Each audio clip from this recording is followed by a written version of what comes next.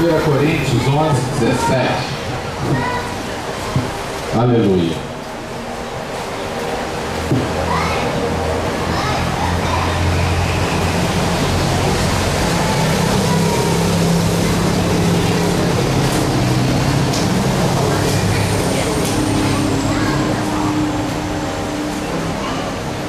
Os irmãos encontraram?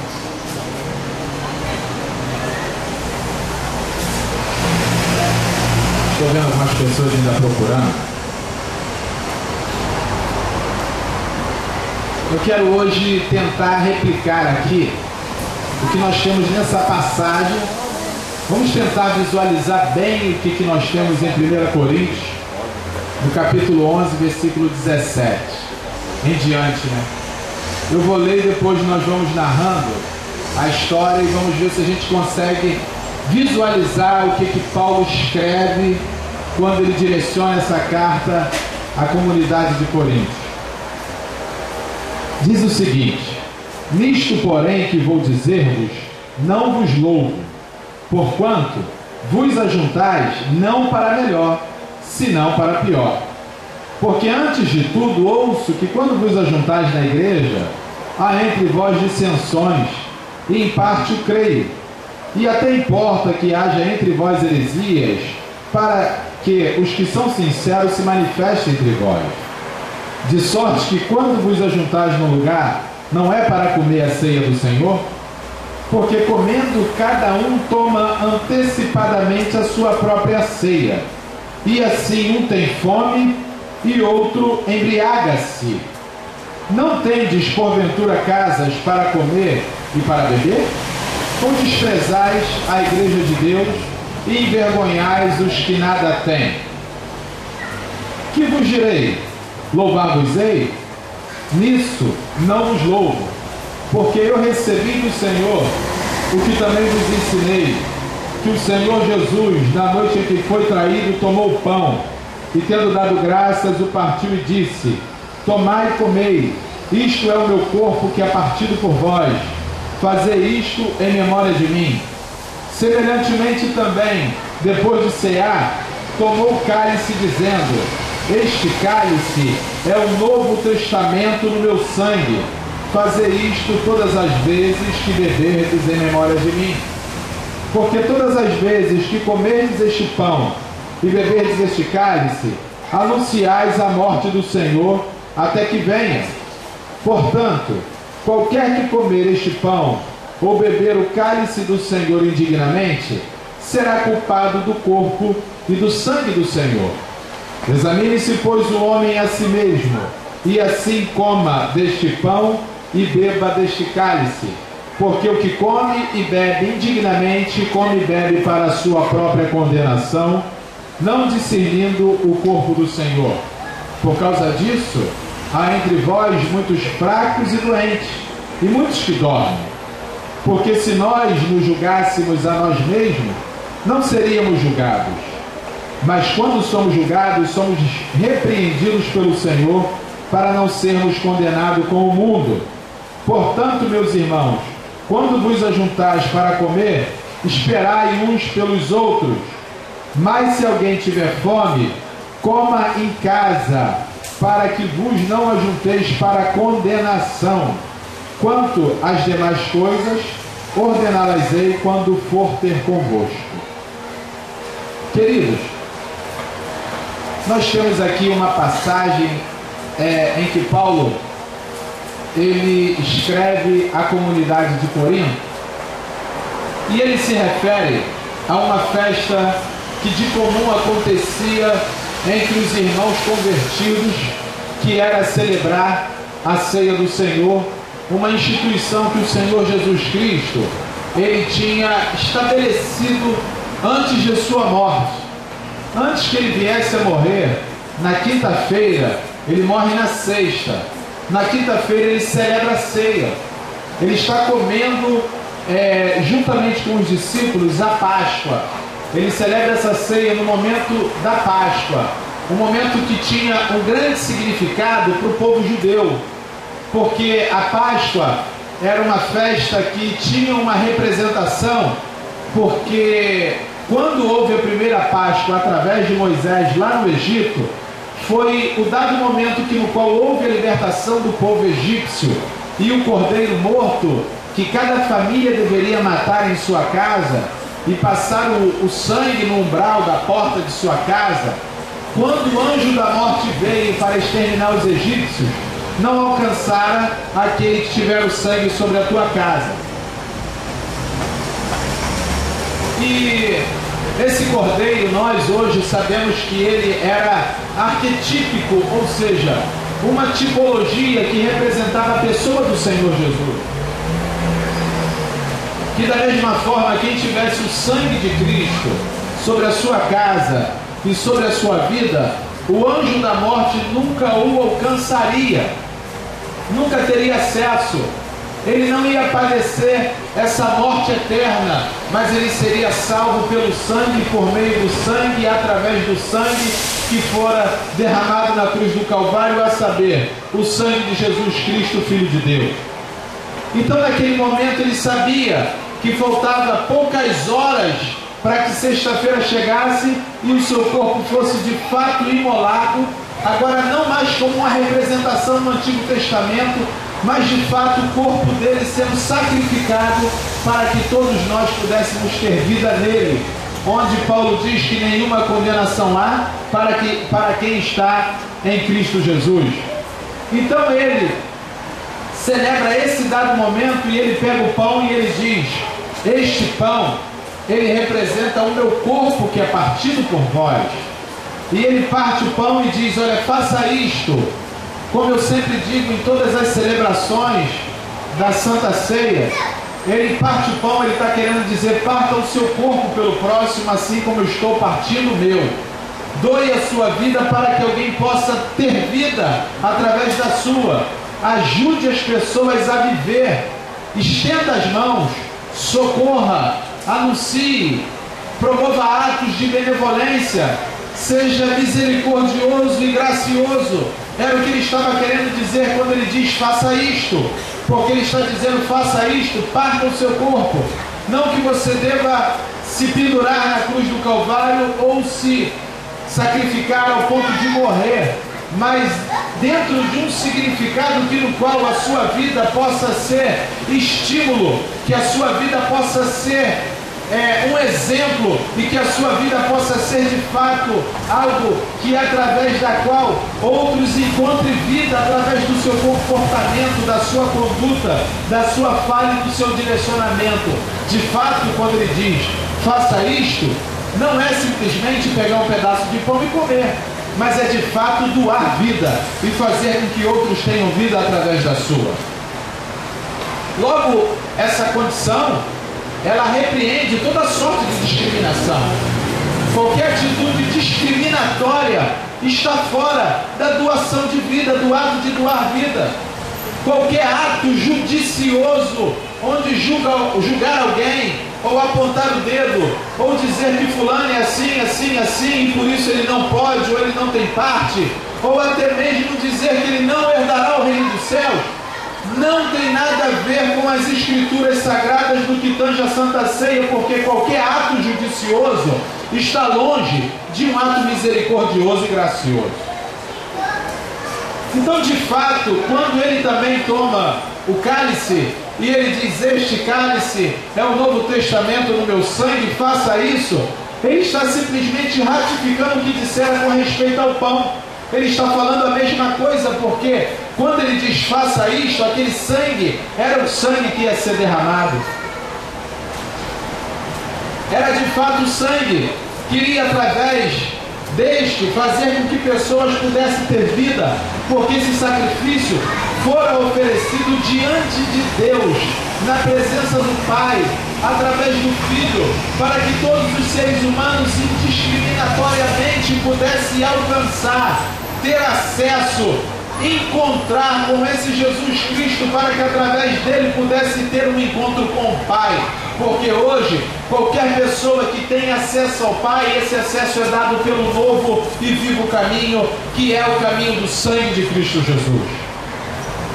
E é através desse sangue que hoje nós estamos aqui para anunciar esse Evangelho. E agora, quando me refiro a este evento no qual todos os discípulos de Jesus até hoje fazem, é porque ele instituiu algo relacionado àquilo que antes era simplesmente uma tipologia, mas hoje não é mais tipologia, hoje é fato. O sangue dele foi derramado na cruz do Calvário, para que eu e você pudéssemos ter vida. Através desse sangue alcançamos o perdão e a restituição. Por esse sangue temos o direito de sermos chamados filhos de Deus, a saber, todos quantos venham crer no nome do Senhor Jesus. E a comunidade de Coríntios também estava praticando esse rito que no qual hoje nós estamos praticando. Porém, era bem diferente.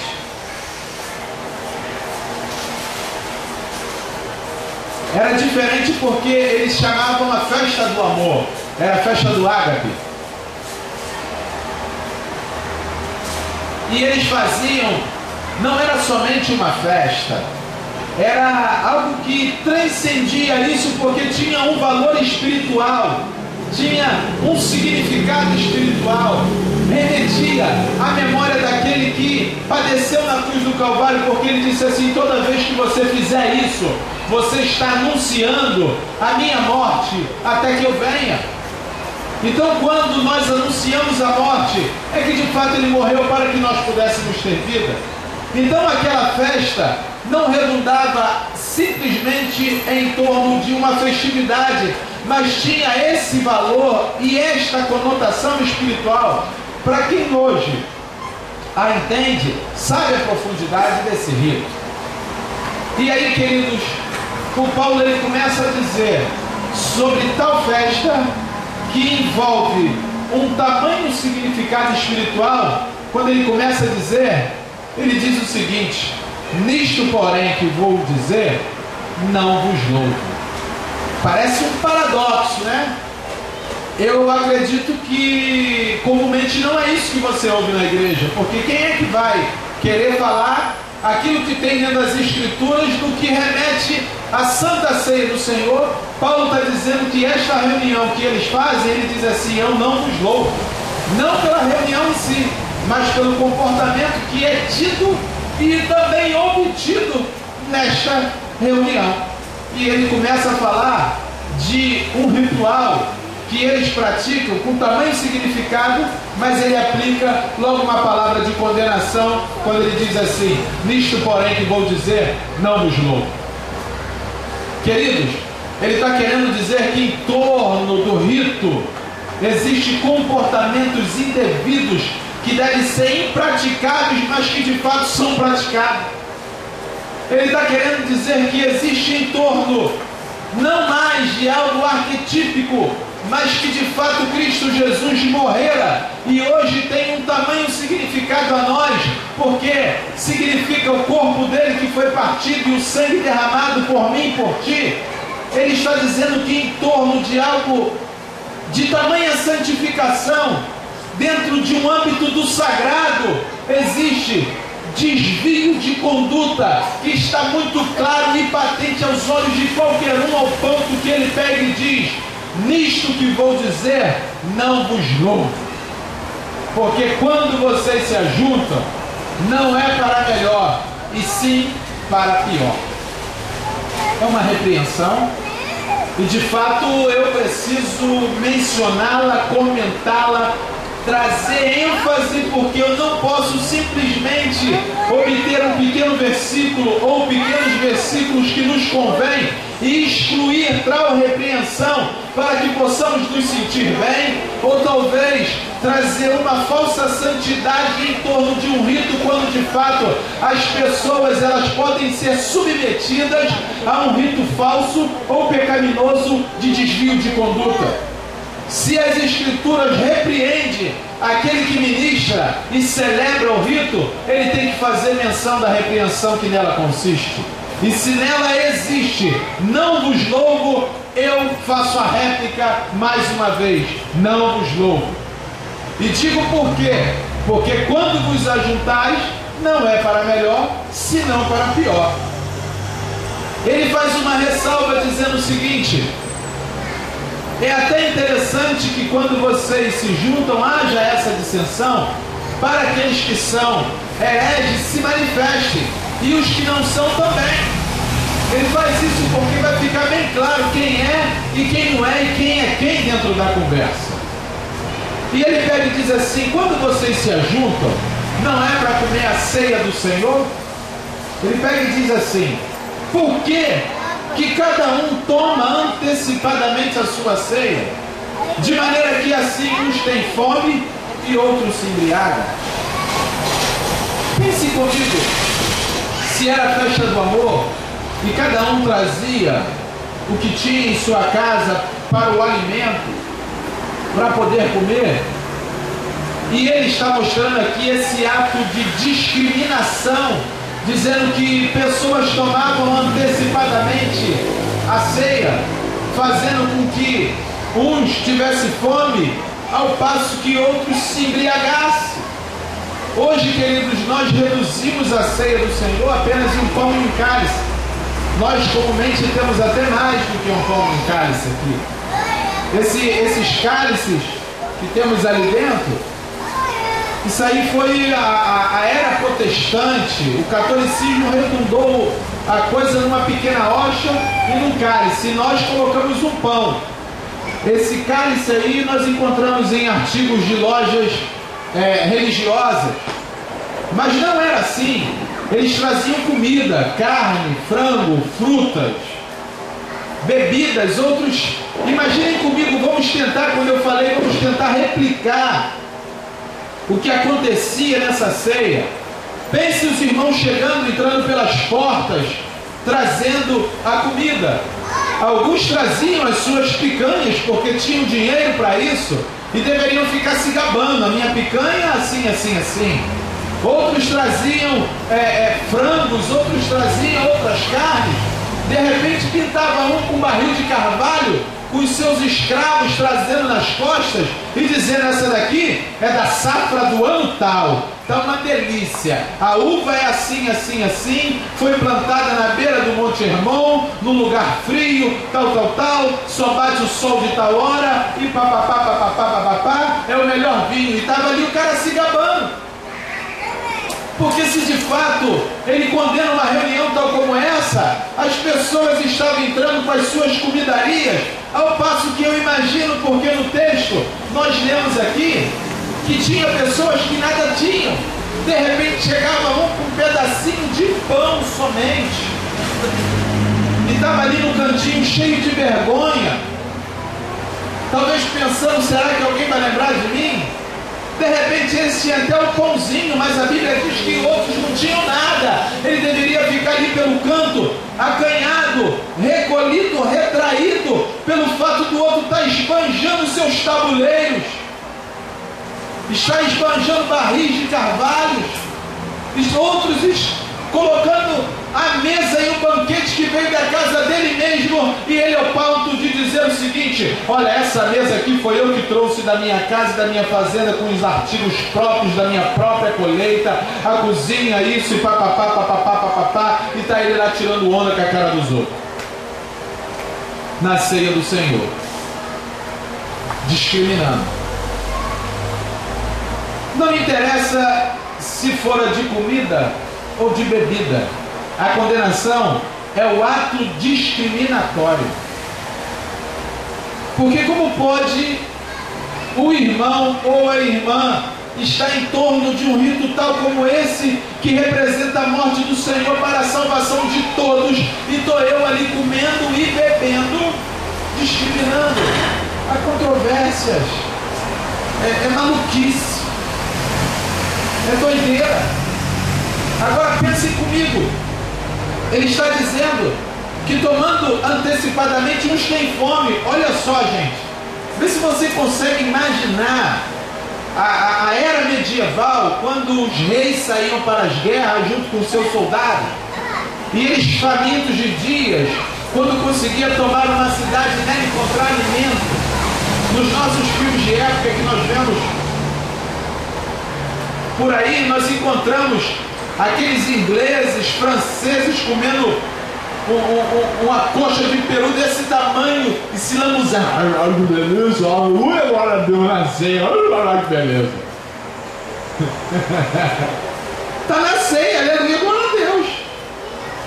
E o cara lá está com fome lá no canto, ele está, que beleza, descendo caldo aqui pelo lado, farinha para todo lado. Pense em um bárbaro se alimentando com porções enormes ali, comendo igual, aquela boludice, aquela ganância, aquela glutonaria, e o outro está lá, aí, nossa, você hoje está uma benção, irmão,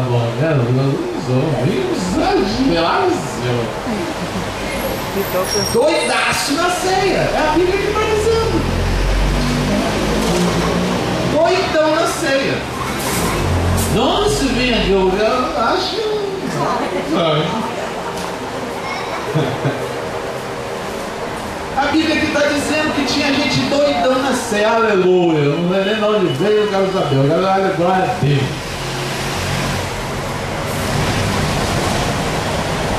Queridos, como eu havia dito, dificilmente alguém vai querer falar sobre isso, mas é a verdade que eu acabei de ler. Tinha gente comendo a beça, se lambuzando, descendo o caldo pela beirada, e outro doidão pra caramba, e outro lá com fome, sem comer e sem beber, na ceia do Senhor, aleluia, glória a Deus, como se não tivesse nada, como se aquele irmão que estivesse presente ali, nada representasse.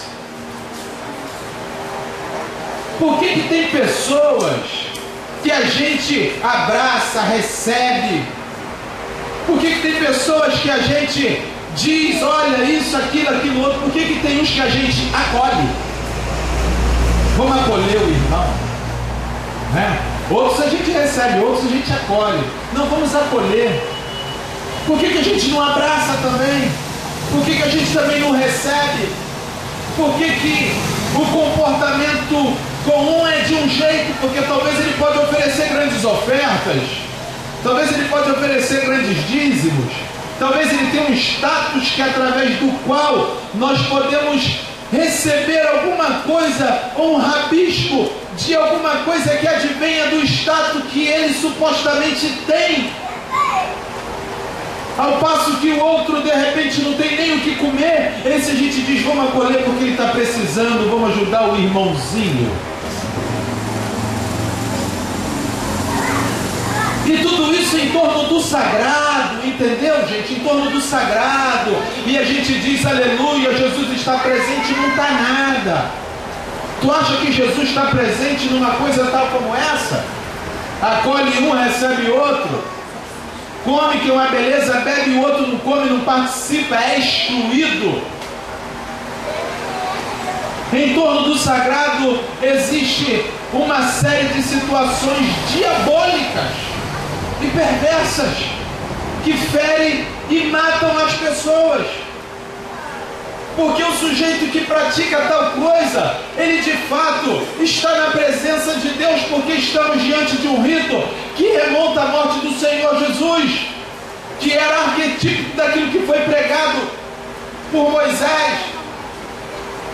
E não somente por Moisés, gente, antes que houvera mundo, antes que houvera universo, antes que houvera toda sorte de planetas e toda sorte de constelações, o Jesus Cristo já tinha morrido e partido o seu corpo por mim e por ti. Ou seja, antes da nossa existência, antes que pudéssemos ser, antes que viéssemos ter, antes que pudéssemos dizer que houve, ou haveria, ou há de haver, ele já era. Ou seja, antes que eu pudesse dizer alguma coisa, ele já existia e já tivera sido morto para que eu e você pudéssemos ter vida.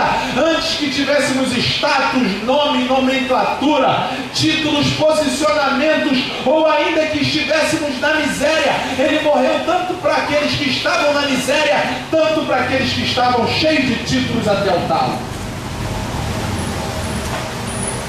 Ele não fez discriminação em sua morte. Por isso que você vai ver Paulo dizer que o que eu recebi do Senhor é o que também vos ensinei. Que o Senhor Jesus, na noite em que foi traído, tomou o pão e, tendo dado graças, partiu e disse: este é o meu corpo que é partido por vós. dizendo aquilo que é bom, aquilo que é indiscriminatório, aquilo que é misericordioso, gracioso, puro, foi o que eu ensinei. O que é que está acontecendo com vocês? Que vocês estão discriminando à torta e à direita e se endiabando na presença de Deus. Na presença de Deus você está se demonizando, endemoniando. Porque na presença de Deus esse ato discriminatório? Porque na presença de Deus exclui um e insere outro. Porque na presença de Deus existe o ato de receber e o ato de acolher, falsificando um evangelho onde aparentemente se diz: recebi um e acolhi o outro. Nossa, ele foi benevolente, coisa nenhuma. Rodeado de mentiras e inverdades. Paulo condena isso, e eu não duvido que isso possa acontecer no nosso meio, e de fato, digo com muita sinceridade e sem temor, acontece. Acontece em nosso meio. Quando isso acontece, logo nós não entendemos o rito. E por anos e anos e décadas, pessoas praticam este rito com outro significado que foge daquele que o Senhor Jesus Cristo nos apresentara, que é doar vida. Quantas pessoas aqui presentes já foram impedidas de participar desse rito porque praticou um pecado sei lá qual? E aí muitos dizem que você não pode participar.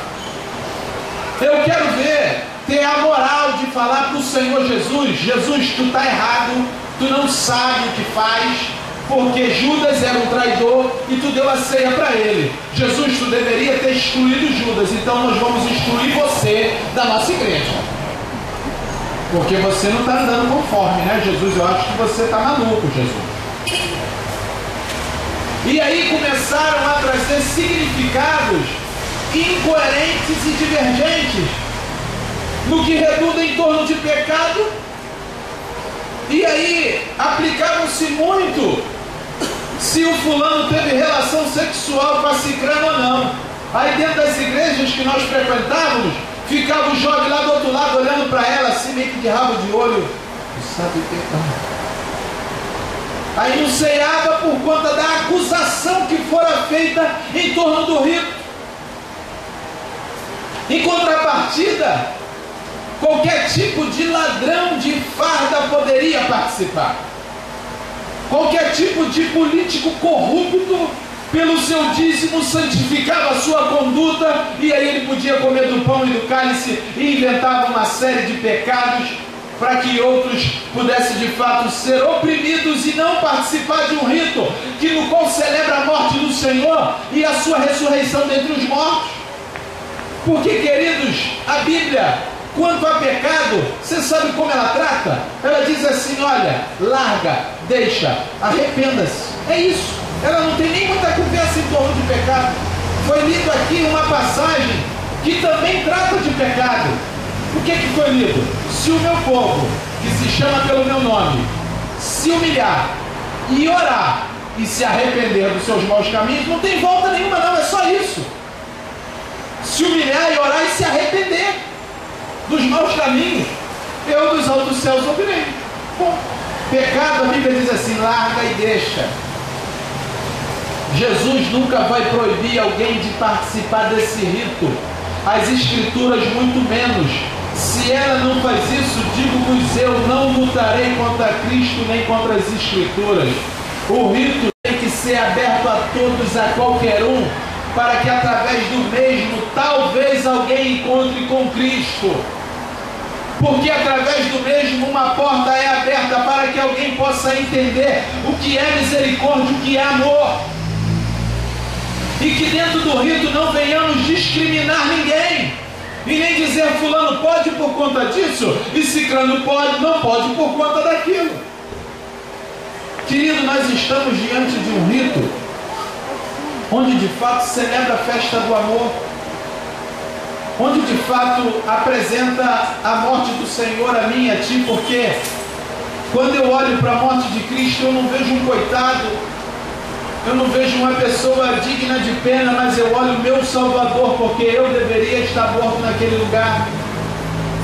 Ele repreende e diz assim: olha só, vocês estão envergonhando os que nada têm e rejeitando a igreja do Deus vivo. Ele repreende claramente e ele diz isso. Aí ele pega e diz: olha, por causa disso, por causa da atitude discriminatória, por conta de outros estar comendo a beça e bebendo e outros não comem nada, ele diz assim: há entre vós muitos fracos e doentes. Fraco porque aquele cara só tinha aquele momento para comer, porque ele não tinha nada. Doente porque ele não comia, ficava doente. Muitos que já tinham morrido de fome. No meio do sagrado, no meio dos irmãos, pessoas morrendo de fome. Irmão, não é possível que isso seja verdade, mas é verdade.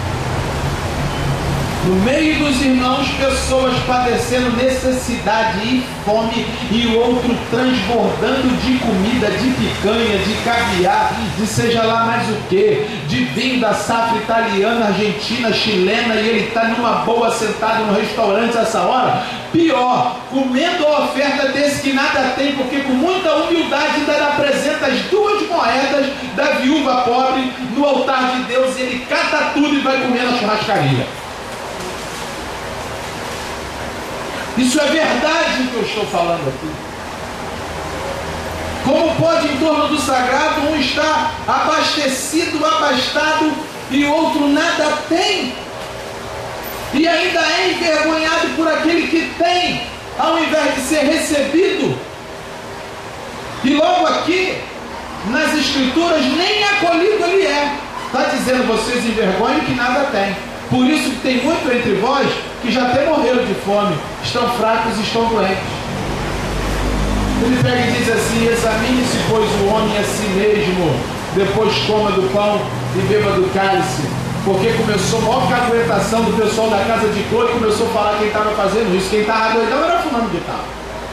O outro ali chega a estar gordo, ele para com a caguetação e examine-se o homem a si mesmo. Você vai saber se é você que está comendo e bebendo demais na ceia e discriminando as pessoas. Porque quem come e bebe indignamente, come e bebe para a sua própria condenação, não discernindo o corpo.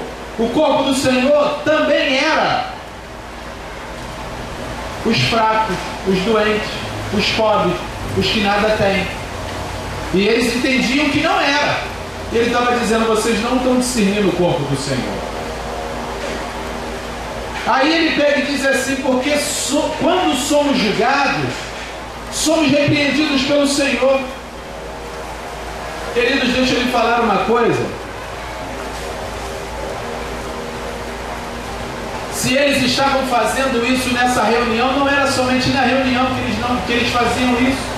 Isso era a conduta de vida deles diariamente. Era o que eles faziam no seu cotidiano. O que eles apresentavam era isso. Eles tinham condutas discriminatórias. Eles não queriam aliança com o pobre e com quem não tinha nada. Eles só queriam a sua panela e o seu panelaço, entendeu? Aquele ato, aquele rito refletia tudo que eles faziam diariamente. E o que é interessante é que o juízo de Deus chega, porque quando somos repreendidos pelo Senhor. Quando somos julgados, somos repreendidos pelo Senhor. Esse ato, essa conduta, esse persistir nesse caminho, traz o juízo de Deus. Nota-se o que está escrito: o juízo de Deus não vem para condenação de morte eterna. Deus é muito misericordioso, porque se fosse eu,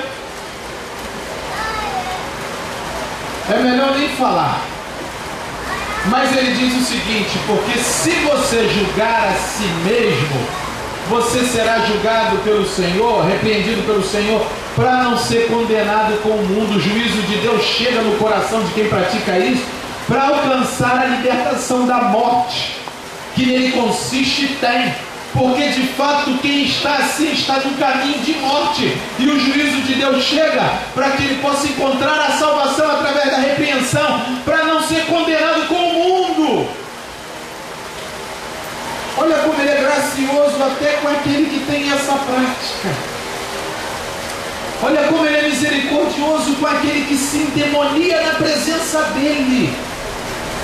Olha como ele é bondoso com aquele que vai se endiabando cada dia em torno do sagrado e do rito. Ele diz: vem cá, o julgamento que lhe faço hoje é para que você possa acertar o seu pé e um dia encontrar comigo. Embora eu sei que você está atrás de Lúcifer, condenando a todos, discriminando e auto-julgando a todos, você tem sentimento judicioso, mas o que eu apresento é o espírito oposto, porque para isso se manifestou meu Filho, para desfazer as obras do diabo. Queridos, 1 Coríntios, capítulo 11, versículo 17 ao 23, é um chicote para a gente não entrar nesse caminho judicioso e discriminatório, para a gente não acolher pessoas, mas receber a todos quanto a nós chegarem.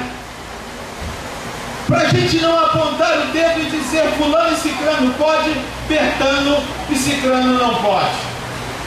Fulano dá uma oferta maravilhosa, vem cá, senta-te à minha direita. Longe de nós.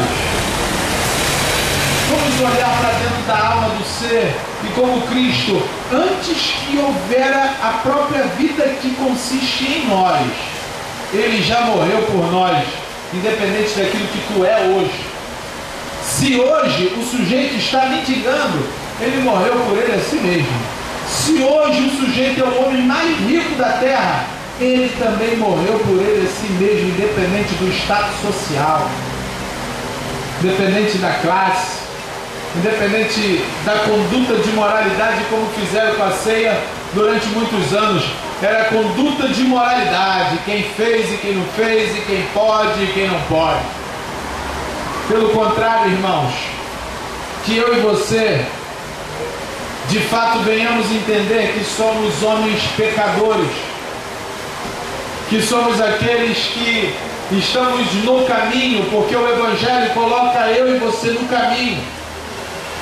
O Evangelho faz eu e você entender o nosso estado, quem eu sou e quem nós somos. Somos homens que erramos todos os dias.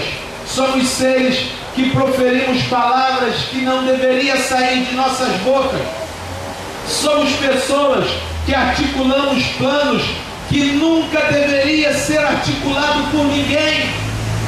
Somos pessoas que temos atitudes indevidas no momento no qual nunca poderíamos ter, mas essa é a descrição minha e tua. De fato, eu e você deveríamos nos enxergar e ao examinarmos entender que todos pecaram e destituídos foram da glória de Deus. Não há um justo sequer, não há quem clame pela verdade, já disse o salmista. A garganta de todos nós é um sepulcro aberto. Paulo corrobora quando ele escreve isso. Mas o Senhor Jesus Cristo, Ele morreu por mim e por ti, para que pudéssemos ter vida, e uma vez estando nele, repito, nenhuma condenação há. Eu gostaria muito que hoje todos nós pudéssemos fazer uma autoanálise e que o Evangelho pudesse ser introjetado para dentro do nosso ser, para que eu e você pudéssemos entender que precisamos desse sangue.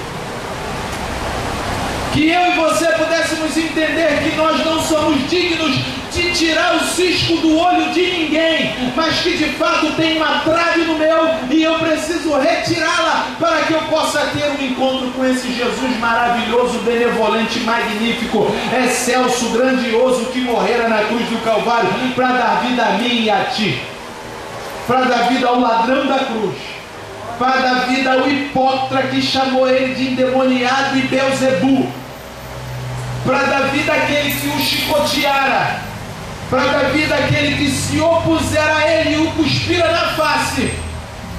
Ele morrera por todos nós, e eu e você Precisamos entender que aquilo que é descrito nas Escrituras, como aquele que deu fel, como aquele que o chicoteara, como aquele que bofeteara a sua face, como aquele que cuspira nela, isto é a autorrepresentação de todo o ser da existência, e eu e você estamos incluídos naquele que chicoteou Jesus, naquele que cuspiu em Jesus, naquele que blasfemou contra ele. Nós estamos inseridos nessa classe e nessa sociedade porque pertencemos à classe dos seres humanos. Amados irmãos, que venhamos entender que somos pecadores e venhamos dizer nessa noite: Senhor Jesus, que o teu sangue possa nos purificar. Senhor Jesus, que ao comer desse pão eu posso lembrar da sua morte, porque lembrando dela, eu entendo que nela houve misericórdia. E a misericórdia, uma vez tendo alcançado a mim, eu não vou vetar ninguém da misericórdia com o meu dedo, dizendo esse não, e esse sim. Porque se veto alguém da misericórdia, o veto é dado a mim mesmo. Porque se proíbo alguém, ou faço com que alguém não tenha acesso, eu auto-bloqueio a minha própria vida de alcançar a misericórdia. Que possamos entender que misericórdia é o ato de estender as mãos, e exercer misericórdia é o ato de receber a misericórdia e passar de uma maneira que não venha discriminar ninguém nesta terra, nesta vida. E que receber os irmãos é a conduta que eu e você devemos ter. E que eu e você devemos entender que somos completamente pecadores de fato, mas existe um sacrifício na cruz do Calvário que foi feito por mim e por ti. Um sacrifício na cruz do Calvário que anula toda a cédula de acusação contra a tua vida. Se até hoje e até aqui você andou em caminhos tortuosos, pratica aquilo que não deve, visualiza aquilo que não pode, entende de forma errada, eu quero te dizer uma coisa: tudo isso é jogado por terra na morte de Jesus. Nenhuma condenação lá.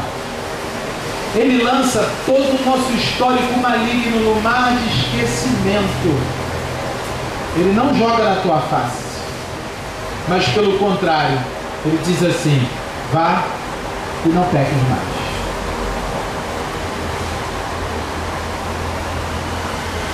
Paulo, ele tem uma palavra muito interessante, porque ele pega e diz assim: o pão somos nós, e o cálice também somos nós. Você sabe o que ele está querendo dizer com isso? Que o pão é para ser servido e também servir. Ele está querendo dizer que eu e você é para sermos servidos e também servir as pessoas. E nós devemos entender que o caminho do Evangelho não é o caminho do salvo, é o caminho daquele que quer a salvação. Você deve entender o seguinte: que quem vai te salvar é Cristo Jesus, porque Ele é o caminho, a verdade e a vida. E se nós estivermos no caminho, você vai encontrar com Ele. Ainda que tu seja pecador, ainda que tu seja um sujeito errado, mas o que Ele quer é que eu e você nos auto-enxergamos e possamos estar no caminho, andando com Ele. Como Paulo diz a Tessalonicenses, no capítulo 3, ele diz assim: que prosseguimos para frente, para o alvo, deixando para trás todas as coisas, sigamos para o alvo da soberana vocação, que é a salvação em Cristo Jesus. E ele pega e diz assim: não que eu já tenha alcançado, mas eu estou no caminho. Queridos, entenda bem uma coisa: o Evangelho é estar no caminho, que possamos estar no caminho, que possamos deixar ser repreendidos pelo Evangelho, que possamos receber o Evangelho, que possamos crer no Evangelho, porque crer é praticar o que nele consiste. E que pela fé, queridos, possamos participar do corpo e do sangue do Senhor.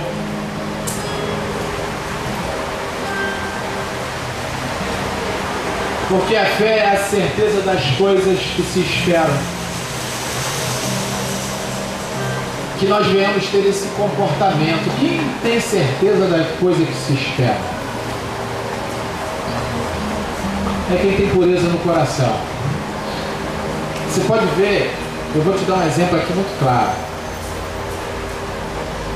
Quem pode acreditar naquilo que não se vê? Quem tem pureza no coração? Quem tem esse comportamento entre nós, gente? Talvez a gente não consegue visualizar, mas remetendo-se à nossa memória às crianças, nós conseguimos. Pega uma criança e diz para ela assim: olha, amanhã eu vou te levar no parque. Como é que vai ser essa criança amanhã, hein? Vamos no parque, pai. Vamos no parque, mãe. Vamos, tio. Tá chovendo canivete, mas ele tem certeza que ele vai, entendeu? Porque ele é puro de coração, entendeu? Pode estar chovendo canivete. Não, vamos, mas está chovendo, mas nós vamos no parque. Nós vamos no parque. Não vamos no parque, amanhã eu vou no parque. Amanhã eu vou no parque, amanhã eu vou no parque. Amanhã eu vou no parque, amanhã eu vou no parque. Ele tem certeza que vai no parque. No coração dele não há dúvida de que ele vai no parque. Estou mentindo, gente? Nós precisamos ter pureza no nosso coração para a gente ter certeza das coisas que não se vê. E falar das coisas que não existem, só criança. Pega e conta uma história de um conto de fadas e fala que o bicho papão vai vir, ou que tem uma princesa, um príncipe, ou castelo, ou que você vai não sei aonde, e aqui estão os porquinhos, aqui não tem nada, só tem o seu livro e a sua fala, mas ele está acreditando em tudo que você diz. Isso é pureza no coração, meu irmão. Nosso coração está tão maligno que não deixa nem a gente ter fé. Você sabia? Nosso coração está tão contaminado com as coisas desta vida que a fé está andando longe da gente. Mas existe uma solução, porque a fé é um dom de Deus. Amém? Amém. A fé é um dom de Deus. Aí talvez alguém, então abriu um precedente para eu dizer que se eu não tenho fé, é culpa de Deus, porque se então ele não me deu, se eu não tenho fé, o problema é dele, ele que não me deu a fé. Não, não é isso. As Escrituras também diz que a fé, ela vem pelo ouvir, e ouvir a palavra de Deus. Quando a gente ouve a palavra de Deus, ouvir significa entender e colocar em prática. Quando a gente ouve a palavra de Deus, a fé começa a aguçar no nosso coração. Jesus Cristo começa a brotar dentro da nossa alma, porque Ele é o autor e consumador da nossa fé. E se a sua fé for tão pequena como um grão de mostarda, ela será capaz de remover um monte e fazer com que ele possa se precipitar no mar. Queridos, hoje nós estamos falando da palavra de Deus. E essa palavra que nós hoje estamos aqui a mencionar, ela traz a fé em nossos corações, porque ela molda o nosso caráter. E eu creio que a partir de hoje ninguém mais vai querer discriminar o próximo. Eu creio que a partir de hoje ninguém vai mais apontar o dedo querendo tirar cisco do olho de alguém quando existe uma trave no nosso próprio.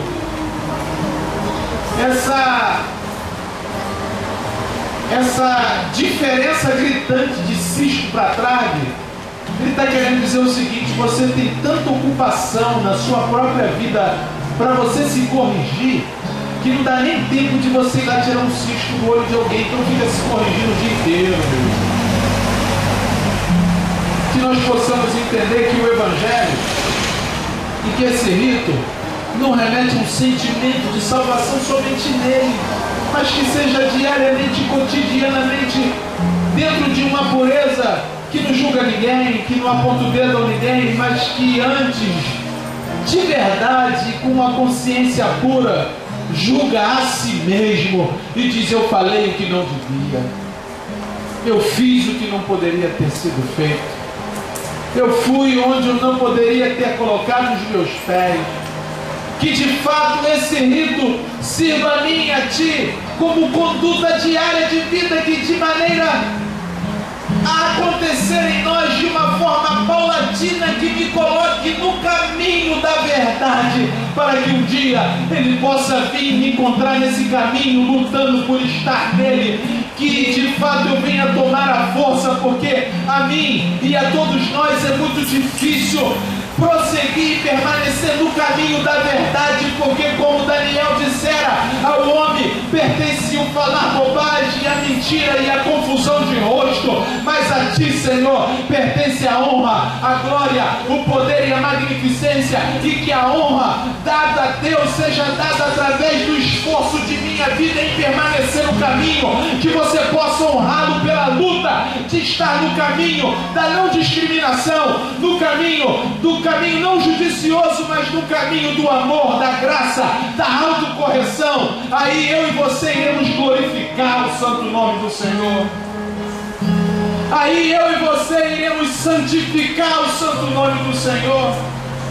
Aí sim, todos nós iremos ter Ele na nossa retaguarda e diante de nós, quando o recebemos e vivamos dessa forma, onde eu devo auto-reconhecer a minha vida e entender que dentro em mim mora um homem que tenta viver uma verdade que não é verdade, que tenta viver um caminho de mentira. Mas eu quero lhe dizer uma coisa: esse homem precisa morrer todo dia, que é o homem carnal, e por isso o Senhor nos concede essa vida espiritual por meio da fé que nele consiste, através da pregação da sua palavra, porque a palavra de Deus ela é viva, ela é eficaz, ela penetra dentro do meu ser e do teu ser, ao ponto de fazer divisão da alma e do espírito, de juntas e medulas, e ela é apta para discernir os propósitos do coração. Meu querido, se no teu coração tem um pequeno resquício de querer permanecer no caminho, eu quero lhe dizer uma coisa: Ele já discerniu, Ele já viu e Ele já te amou, e por isso que nesta noite, nessa hora, mais uma vez Ele te liberta e te purifica de toda sorte de pecado. Ele te santifica pelo sangue e Ele te chama: vem, vem, vem, todos vós que estáis cansados e sobrecarregados, venha, toma sobre si o meu jugo, porque ele é suave e o meu fardo é leve, e aprenda de mim, que sou manso e humilde de coração, que de fato Ele quer é purificar o meu ser e libertar a mim de mim mesmo, porque Ele quer que nós venhamos estar no caminho, e o caminho é Cristo Jesus. O que Ele quer que nós venhamos estar no caminho da verdade, não no caminho judicioso. O que Ele quer que venhamos estar dentro da sua palavra, amando o próximo, estendendo as mãos, socorrendo, protegendo, auxiliando, dando ouvido, entregando a si mesmo, porque Ele tomou o pão e, tendo dado graças, partiu e disse: este é o meu corpo que é partido por vós.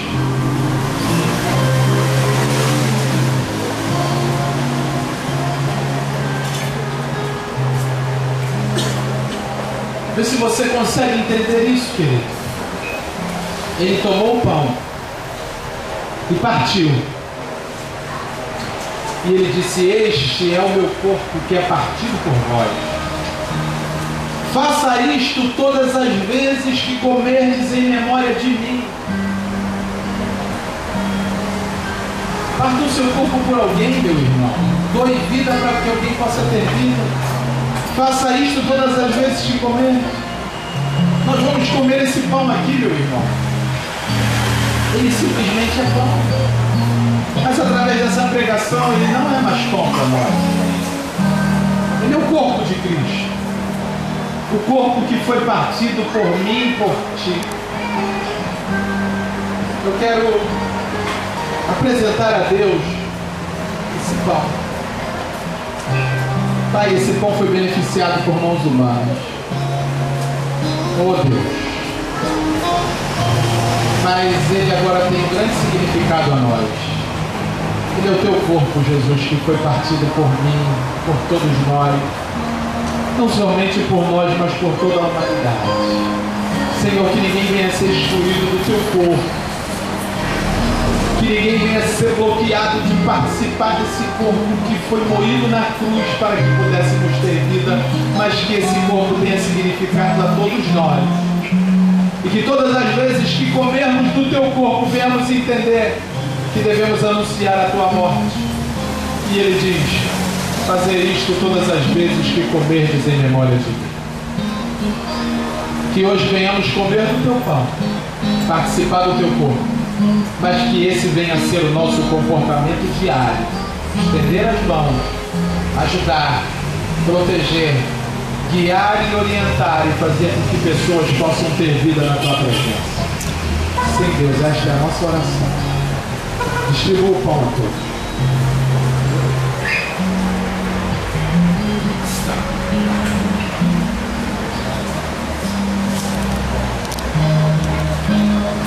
Todos participam, todos presentes participam do pão. Ninguém fica de fora do pão. Todos devem lançar a mão do pão e participar. Esse pão representa o corpo de Cristo, meu irmão. Jesus não exclui ninguém do seu corpo. Quando ele foi na cruz, ele não disse assim: olha, eu vou morrer só por fulanos e ciclanos. Ele não disse isso. Ele não disse: eu não vou morrer pelos pobres, eu vou morrer pelos ricos ou vice-versa. Ele não disse isso. Mas ele veio buscar e salvar todo aquele que se havia perdido. Então, meu amado, o corpo, embora sendo pão, nós temos esse significado de que esse corpo, esse pão, é o corpo de Cristo. Então, comei dele todos, em nome de Jesus.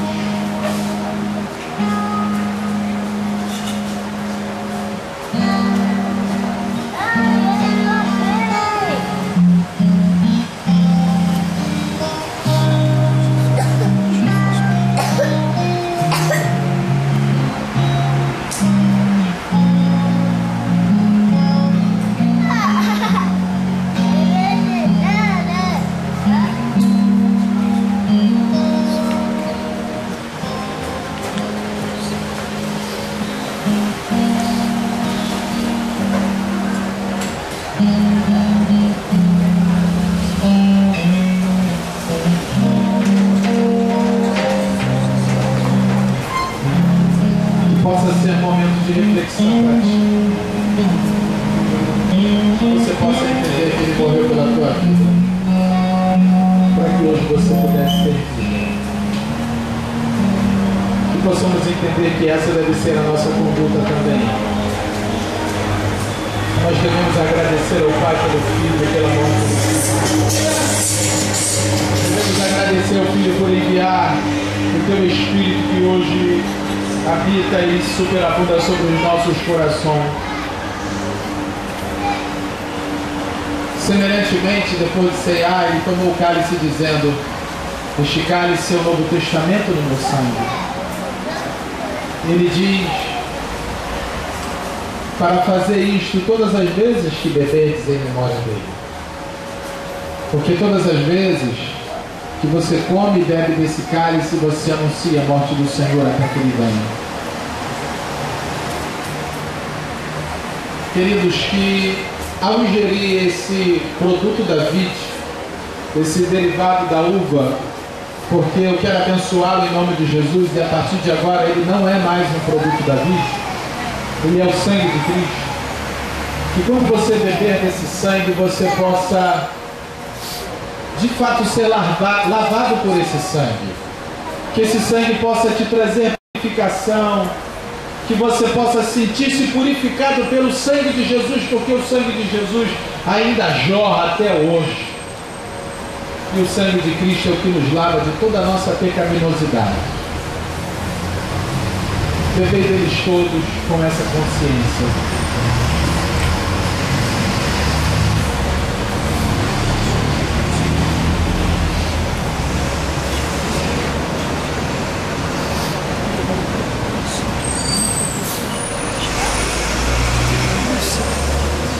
Oh Deus, obrigado, Senhor. Obrigado pelo teu sangue, Jesus. É o teu sangue que nos garante a vitória. É o teu sangue que nos traz vida, Senhor. Tu és o pão que nos alimenta, ó Pai. Oh, Jesus querido, queremos te agradecer pela tua morte, Jesus. Queremos te agradecer, Senhor, pela tua morte, porque através da tua morte hoje nós temos vida. A tua morte nos justifica, a tua morte nos reintegra, a tua morte nos redime, a tua morte nos dá o direito de se apresentar ante ao Pai. Te louvamos, ó Pai, pela ressurreição do Filho, porque o Filho ressuscitou dentre os mortos. Porque a morte não pôde detê-lo, porque solta as ânsias da morte, ele ressuscitou ao terceiro dia. E hoje ele está sentado à destra do Pai. Ele está sentado à destra de Deus. E ele está presente entre nós, ele está em nossos corações, em nossas vidas, através da nossa atitude de fé, onde encontramos a fé por meio da palavra pregada e anunciada. Ele vivifica e traz a fé para dentro do nosso ser, porque ele é o autor e consumador da nossa fé, porque de fato sem fé é impossível agradar a Deus, mas hoje nós encontramos a fé por meio dele, por ele, para ele, porque sem ele nada do que foi feito se fez, e é por isso que nós o adoramos, é por isso que nós o louvamos, é por isso que rendemos honras e glórias ao teu santo nome. A ele honra, a ele glórias, a ele poder e magnificência. Você pode proferir uma palavra que traga honra ao nome de Jesus? Você pode dizer alguma coisa que representa uma atitude de gratidão a ele por morrer por mim e por ti? Você pode dizer obrigado pela minha salvação, Senhor.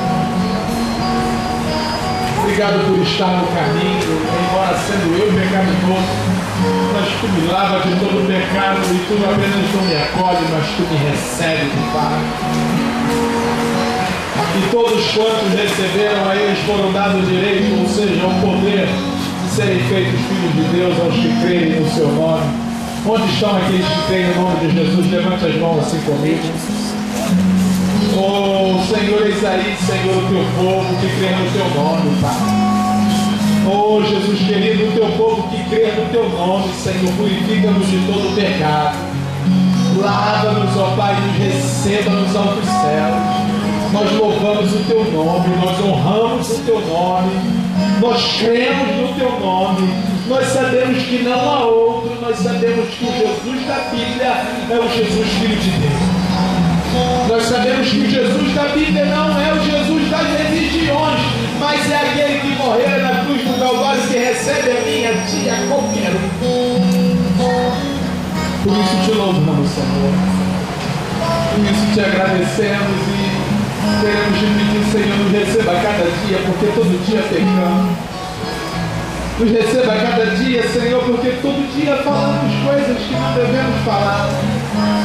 Nos receba a cada dia, Senhor, porque todo dia temos conduta indevida, pensamos o que não podemos, fazemos, colocamos em prática, olhamos, apontamos o dedo e falamos aquele está errado, mas esquecemos do alheio, da trave que está no nosso olho. Pai, por isso nos receba, nos perdoa, nos lava, Senhor, lava cada um aqui presente, lava, Senhor, porque precisamos da tua purificação. Pai, estamos na tua presença e não queremos nos endemoniar na tua presença, mas pelo contrário, queremos ter fartura de alegria. Pai, queremos receber o teu perdão, a tua bênção galardoadora. Queremos receber de ti o direito de vida eterna e de estar na tua presença, Pai. Queremos ser renovados a cada dia e te pedir que o Senhor nos coloque no caminho de verdade, na vereda da justiça, que possamos ser conduzidos às águas tranquilas e repousar em pastos verdejantes pelas tuas mãos, que a tua vara e o teu cajado venham nos consolar a cada dia e que nesta terra possamos trilhar os nossos passos no caminho do Evangelho, seguindo as pegadas do teu Filho Jesus, que nos deixara através da sua pregação e que enviara apóstolos, discípulos, pastores, pastoras, homens, mulheres de Deus, que consiste nas Escrituras Sagradas para direcionar a nós o caminho, o bom caminho, que talvez hoje nós temos dificuldade de trilhar, mas confessamos ante a Tua presença a nossa dificuldade e a nossa palavra hoje nos ajuda a estar no caminho, Senhor. A nossa palavra é essa, nos ajuda a estar no caminho, Deus, nos ajuda porque não queremos sair dele. Senhor, não queremos encontrar com Lúcifer nunca, queremos encontrar contigo, nos ajuda a caminhar. Segura nas nossas mãos para a gente não tropeçar com o nosso pé em pedra. Faça com que venhamos pisar no leão e áspide e calcar os pés do filho da serpente, porque tão encarecidamente, Senhor, declaramos que te amamos, Senhor, te amamos e te queremos. Declaramos que Tu és o nosso Salvador ante as hostes satânicas e todos os seres espirituais da maldade e todos os seres viventes. Declaramos que te amamos, que Tu és o nosso Salvador, Senhor.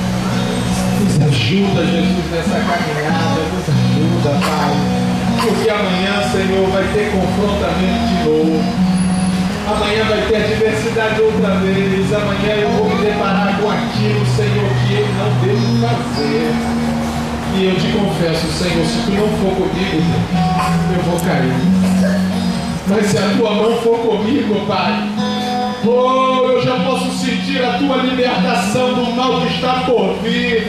Eu já posso sentir a Tua libertação. Eu já posso sentir a Tua sustentabilidade e livramento.